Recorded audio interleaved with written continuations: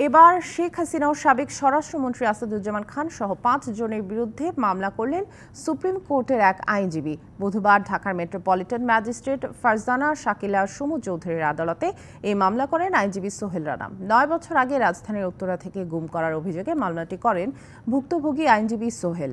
এর আগে আদালত বাদীর জবানবন্দি রেকর্ড করে উত্তরা পশ্চিম থানা পুলিশকে মামলাটি এজাহার হিসেবে গ্রহণের নির্দেশ দেন।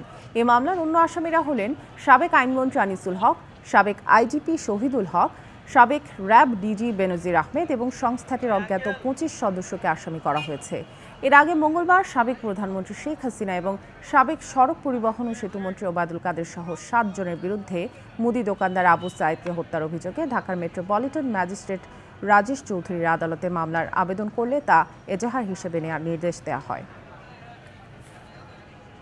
আমি প্রথমে সাবেক প্রধানমন্ত্রীর নাম দিয়েছি, তারপর স্বরাষ্ট্রমন্ত্রী এখানে আছে সাবেক, তারপর শহীদুল ইসলাম আছেন, তারপর র্যাবের মহাপরিচালক সাবেক বেনজির আহমেদ এটাতে আছে। ওটা ২৬ জন, আমি ৫ জন আসামি করেছি আর বাকি ২০ জন অজ্ঞাতনামা।